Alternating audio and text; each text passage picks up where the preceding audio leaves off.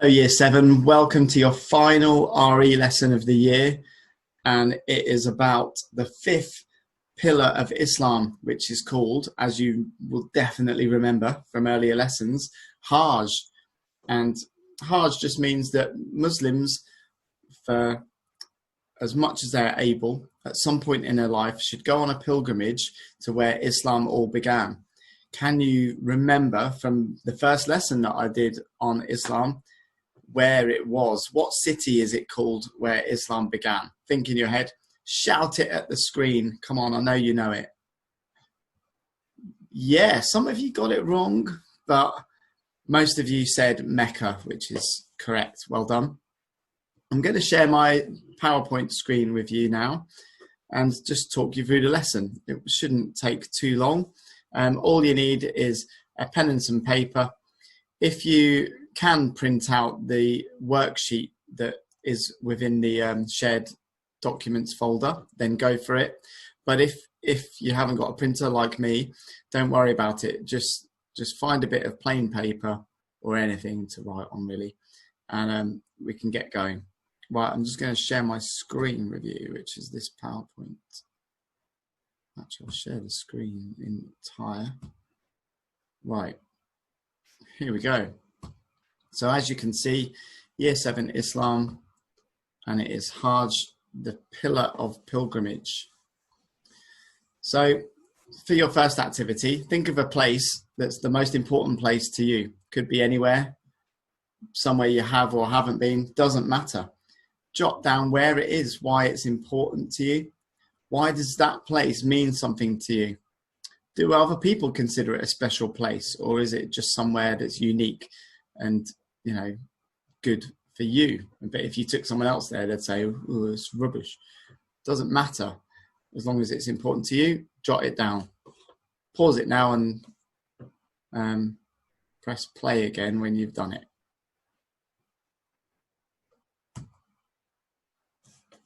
Right, welcome back. The point of that activity was to get you to reflect on a special place, because Muslims have, as you know, a very special place to them, which is Mecca, the city where Muhammad founded the religion of Islam and returned to after a period of exile as well, you might remember. Anyway, the learning objectives are to know the different stages of Hajj, which is the name that Muslims give to that pilgrimage, and then understand why they go there. What is the point of it? You know, what is the purpose of going to that place for a Muslim? There's definitely a reason, because millions of Muslims spend thousands of whatever it is, wherever country they come from, dollars, pounds, whatever, to go there. So, you know, why do they do that? Well, this next slide gives you quite a bit of that info. It's one of the 5 pillars of Islam. Muhammad said that there were 5 cornerstones of Islamic faith. You might remember them from the second lesson that we did. Number 1 is called the Shahada. Number 2 is Salah. Number 3 is Zakah. 4 is Saum. And this is the 5th one, which is called Hajj. And if you remember the different pillars, you might remember how they support each other quite well. So, for example, the first one, called Salah, which is the declaration of faith for Muslims. And remember how the second pillar, which is prayer, supports that, because a Muslim will pray 5 times each day. And that means they're never more than a couple of hours away from reaffirming their faith, which is the first pillar. And then you might remember in one of the other lessons, you learned about Saum, which is the 4th pillar. And Muslims every year fast for a whole month, where they won't eat or drink during the hours of daylight. And you might remember how that supports the 3rd pillar, which is charity.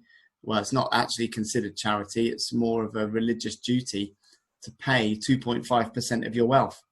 And you're more likely to do that if you can empathize with what it means to feel hungry and, you know, and feeling spiritual from the period of Ramadan. Anyway, I've rambled on loads. Let's just get through the rest of this slide. Muslims follow places and paths taken by prophets, Abraham and Muhammad, and it's a special spiritual journey for Muslims.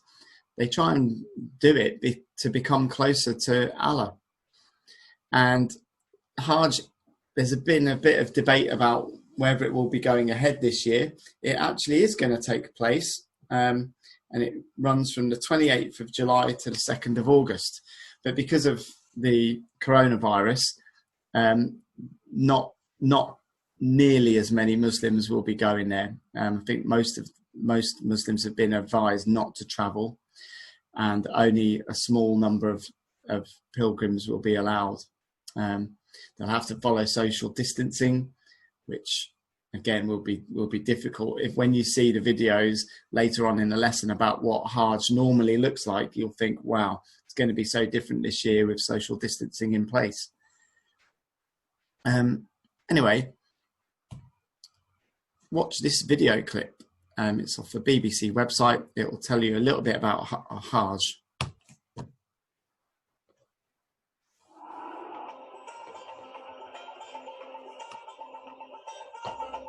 The Hajj is a pilgrimage all Muslims are expected to do once in their life, if they can. Every year, more than 3 million Muslims make the journey to Mecca, in Saudi Arabia, to praise God or Allah together.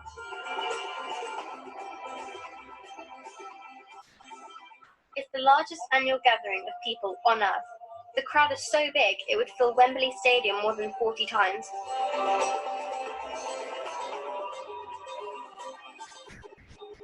Mecca is so special because it's the place where the Prophet Muhammad was born and received his first message from God.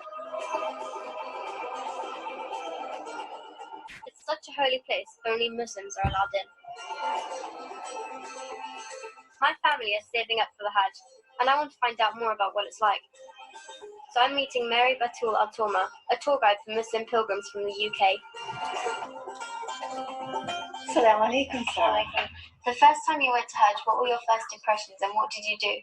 What really was quite awesome was the fact that I was in the midst of about 3.5 million people for the first time in my entire life. The atmosphere is wonderful, and you've got people from all over the world, from Malaysia, Indonesia, Turkey, South Africa, the Middle East, Europe, America, Canada. So it's really, really quite exciting. So tell us what happens when you go to Hajj and when you're doing it. Hajj is a very important rite of passage for Muslims. So you go to Mecca, and this little cube-like building here is what we call the Kaaba. It's very significant in the sense that it signifies the oneness of God, and that we as Muslims all around the world, wherever we are, we all pray towards the Kaaba, signifying the oneness of God. The Kaaba is at the center of the Grand Mosque in Mecca, and it's the holiest site in Islam. It's the one place all Muslims turn towards when they pray, wherever they are in the world. During the Hajj, millions of Muslims walk around the Kaaba 7 times anti-clockwise to submit to Allah. This is a piece of the cloth that covers the Kaaba. Because it signifies God and God's house, we as Muslims want to elevate it and respect it as such. It's cleaned every year, and then it's covered every year with a new cloth. And this particular pattern is drawn out and is sewn into the cloth with gold thread. Real gold. Real gold thread. That's amazing. Yeah. So there are lots of people who spend the entire year of their lives making this cloth for the Kaaba. Start off. The next stage of the Hajj is to walk or run 7 times between the hills of Safa and Marwa. By the time you've done the circuit of the Kaaba and done Safa and Marwa, you have walked probably about 3.5, 4, 5 kilometers. Oh, that's a lot. So it's quite a lot. Then the pilgrims travel to the plain of Arafat, which is where the Prophet Muhammad delivered his last sermon. And Arafat, it's the most important day. It's the day when Muslims seek forgiveness from God for all their past, little mistakes, and they pray to God for a good life, to be able to try to think very carefully about how they live their lives in the best way possible. Finally, the pilgrims return to Mecca and perform one last important ritual. On their way there, they stop at what we call the Jamarat, which are big stone pillars and represents the kind of bad omens of this world, and the temptations of getting back into bad habits. So what we do, we take these little pebbles and we throw them at the Jamarat.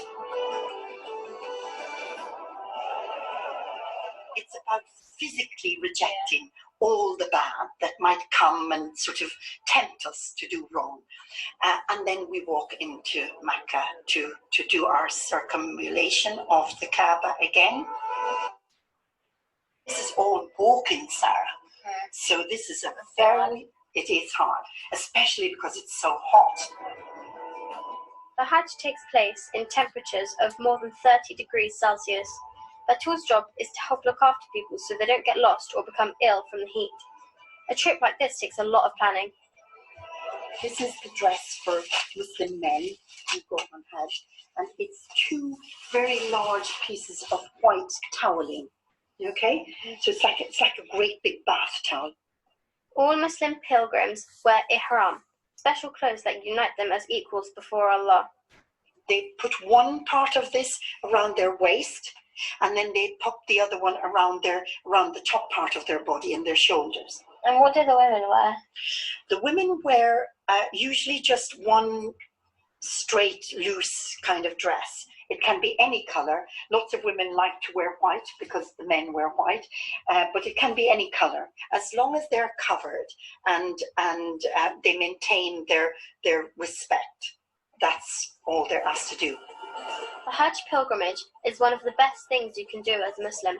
Every Muslim dreams of going. I think Hajj is going to be a really spiritual thing to do. The fact that you see like 3.5 million people, that's quite overwhelming. It would be a really spiritual moment, and I would really enjoy it.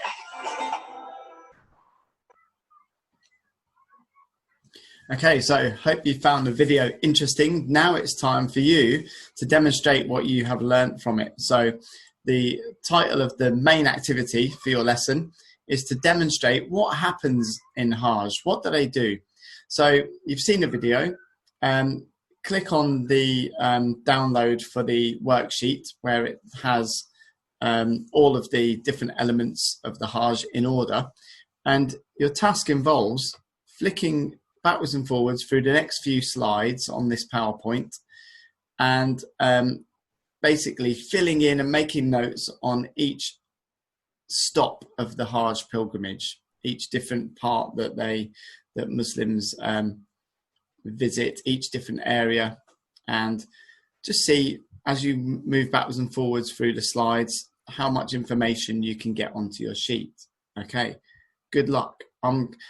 For the purposes of this video, I'm just going to flick the slides on one by one at a time, because if you don't want to open the PowerPoint, you might just want to keep watching it on this video and pressing pause on every slide. So to enable you to do that, I will just click on each slide for about 5 seconds or something.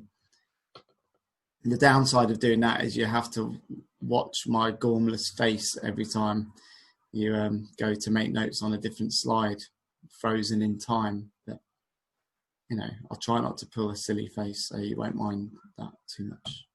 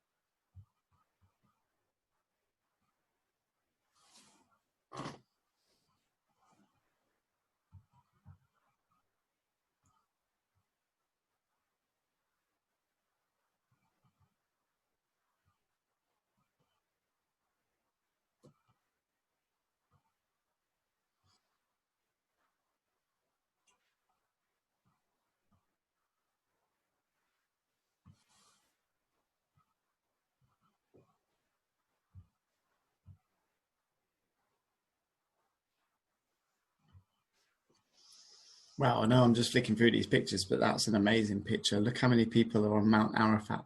It's incredible. It's going to look a lot different this year.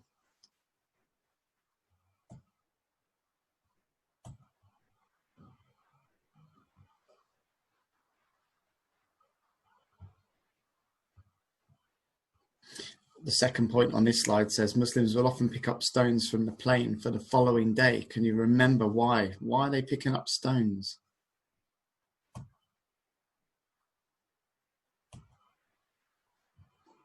And this slide has the answer, the stoning of the devil.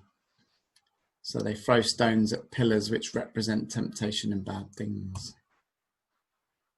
Okay, so now you've worked your way through that and put all that information on your sheet. Hopefully you've got a decent set of notes there about what Muslims do on Hajj. And it's time to kind of pause at this point to have a go at doing a similar thing, kind of a reenactment, but you know, you might not be religious, so we're just going to do it in a kind of secular way.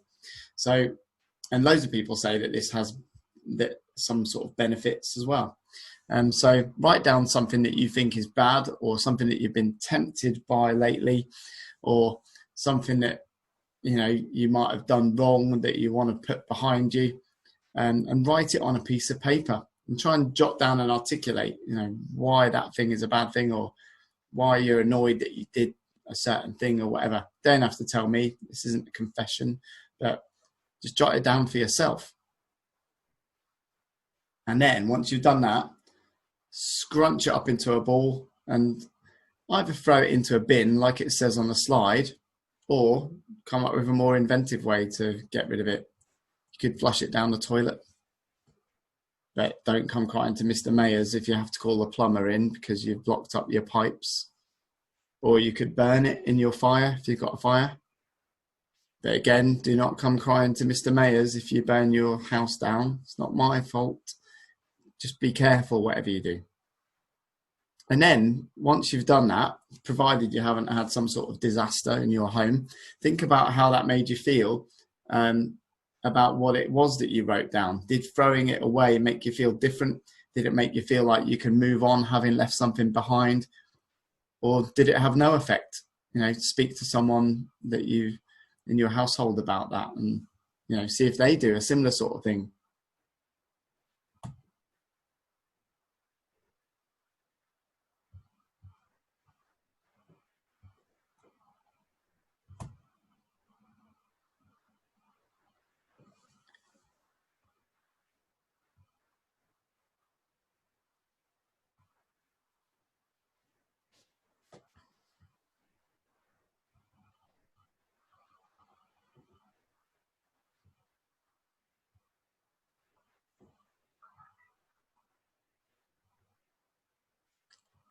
At this point, if you're still watching this, you can probably hear some cheering outside as people playing football in the park. It'd be noisy. And cars going past as well.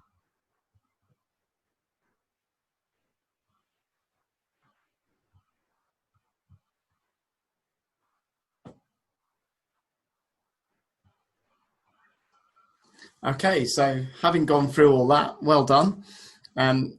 Once again, I hope you've got loads of good information there about what Muslims do on the Hajj pilgrimage.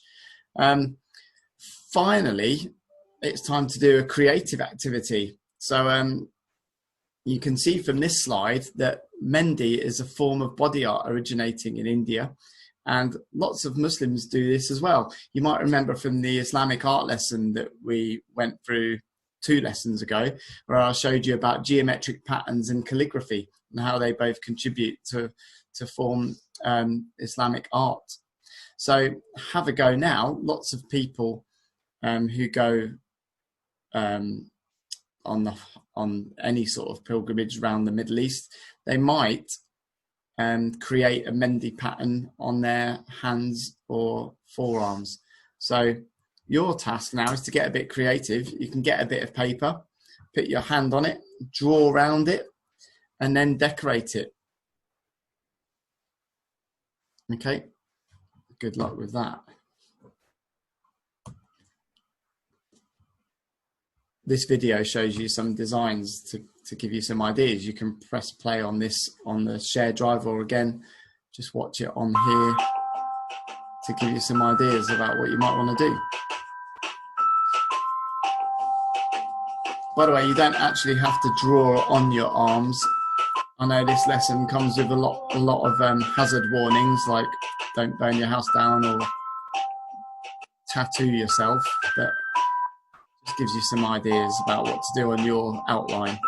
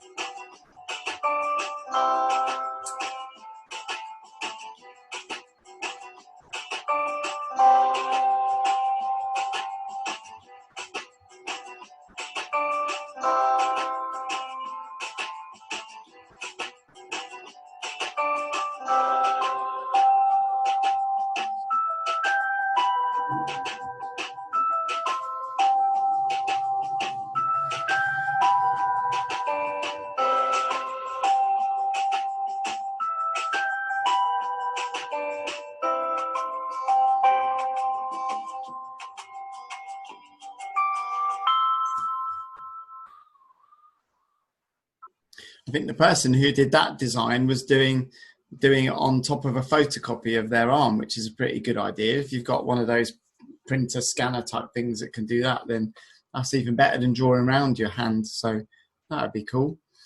Right. Nearly done for the RS Learning of the Year. So well done for sticking with it all. One more video to show you, which is called Hajj in Numbers. It's quite interesting, this one. Have a look.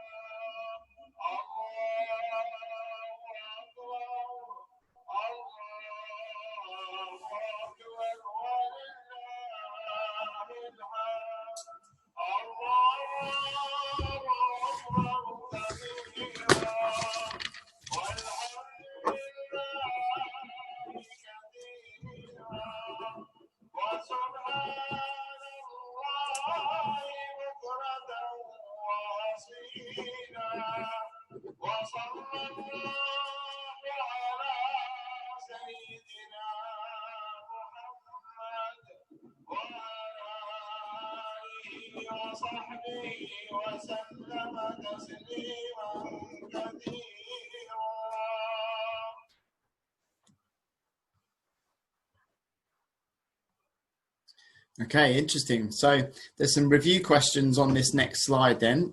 If you would like, jot down the answers to those in full sentences, but also got a quick quiz for you just to check that you were watching that video clip. So firstly, how many pillars are there in Islam? Write that down. Do you know? Hopefully you got the answer is 5 pillars of Islam. How many times, question 2, how many times do the pilgrims circulate the Kaaba?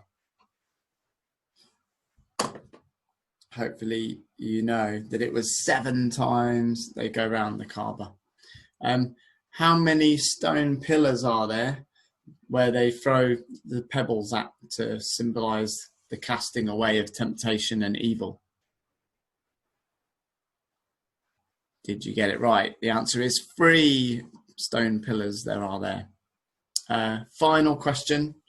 What is the average temperature in Mecca in October, according to the video? Might be different this year, don't know. Depends what year you watch this video. You might be watching it in the future and it might have changed. But anyway, according to that video, it was 31 degrees Celsius.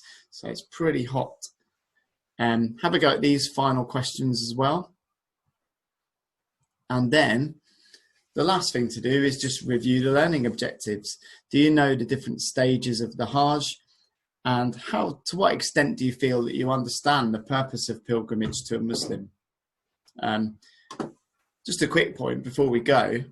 Remember at the very start of the lesson, I asked you to think about a place that is special to you and imagine, you know, what that place is like and why it's special to you. Just imagine thinking about the Kaaba now, that just reflect on the fact that there are around 2 billion Muslims in the world, and think about the fact that one of the 5 pillars, pillar number 2, is to pray 5 times each day. So on and off during the day, provided that all Muslims do this, that means there are 2 billion, about nearly a third, or definitely over a quarter of the world's population, turn to face one block of bricks in a certain city, and they focus on that place because it is the most important place to them. That's just incredible to think that there could be such a place. Really makes you think that it might be, on average, the most important place to human beings if that many people think it's the most important place to them. So makes my place seem a bit naff now. I was thinking the Man City Stadium, that is a really special place, but you know, probably not as good as Mecca and the Kaaba, but not to worry. Anyway, I hope you've learnt loads about the Hajj pilgrimage today and enjoyed your final RS lesson. And have a great summer, and I'll speak to you all when you get back in September.